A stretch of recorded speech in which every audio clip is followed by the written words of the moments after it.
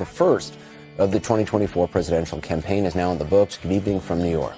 Oh, from Washington, it was an interesting night. Mr. Trump's first lie was told just seconds into the night with his false familiar claim that the 2020 election was, quote, a rigged election. Unless you're a very stupid person, you see what happens. And the falsehoods kept coming fast and furious about the January 6th insurrection. Why did it take you 3 hours to tell them to go home? I don't believe it did.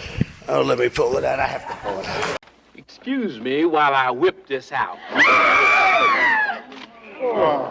About the threat to Vice President Pence, about Pence's ability to overturn the election. Do you feel that you owe him an apology? No, because he did something wrong. He should have put the votes back to the state legislatures, and I think we would have had a different outcome. About COVID, about the economy, and more. Drill, baby, drill. He called a black law enforcement officer a thug. You know what? She was killed, and she shouldn't have been killed. And that thug that killed her, there was no reason to shoot her. He said people here in Washington, D.C. at Chinatown don't speak English. He attacked Caitlin as a nasty woman because she was trying to get him to answer a question. I would like for you to answer the question. Okay, it's very simple to answer. That's why I asked it. It's very simple to... You're a nasty person, I'll tell you. Perhaps most chillingly, the day after a 9-person jury of his peers in New York found him liable for sexual battery and defamation and ordered him to pay writer E. Jean Carroll $5 million. Never met this woman. I never saw this woman. This woman said, I met her at the front door of Bergdorf Goodman, which I rarely go into other than for a couple of charities. What kind of a woman meets somebody and brings them up, and within minutes you're playing hanky-panky in a dressing room, okay? In Washington, D.C., you cannot get a fair trial. You cannot. Just like in New York City, you can't get a fair trial either. He made fun of her account of her sexual assault, and many in the audience laughed. And applauded. And everybody hurts sometimes.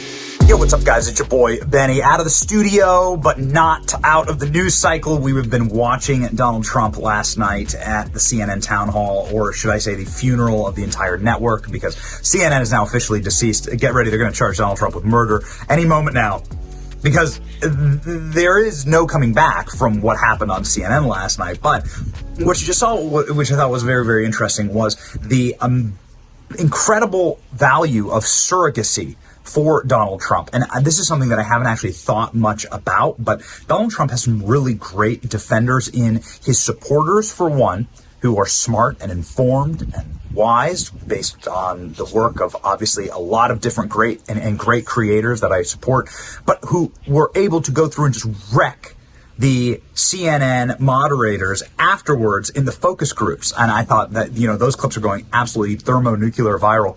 And then Byron Donalds on CNN also coming over the top and just wrecking CNN with facts and spitting real bars about how the president performed, and also some of the incredible rigging in the questioning and in the way that the debate went forward. This was supposed to be a town hall, not a debate between Donald Trump and a CNN personality. I thought that was a great point. And also, obviously, the one that's going absolutely viral is the CNN focus group guy being like, why did Donald Trump want to talk about January 6th and the 2020 election? And they're like, because you asked him questions about it.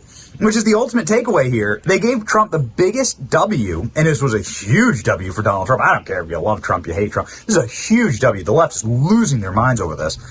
They gave Trump the biggest W because they asked him questions that only libs wanted to hear the answer to, which are easy to knock down because conservatives hate these questions about January 6th, the obsession with 2020 election. I mean, it's really libs who are obsessed with that stuff. Conservatives want to talk about inflation, gas prices, and open borders. The war in Ukraine answer was like, choice. And so these are like obviously substantial policy differences, but you set Donald Trump up for victory there with a conservative audience asking him questions that like the only lib blue and on psychopaths care about.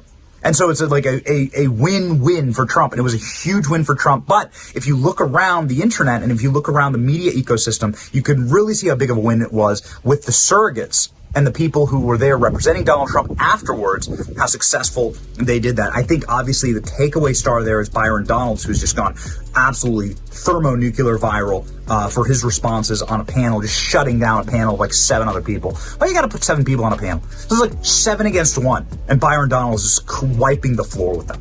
So way to go, Byron. Well done. And the performance was just incredibly, incredibly strong. Like, share, and subscribe. It's your boy, Benny.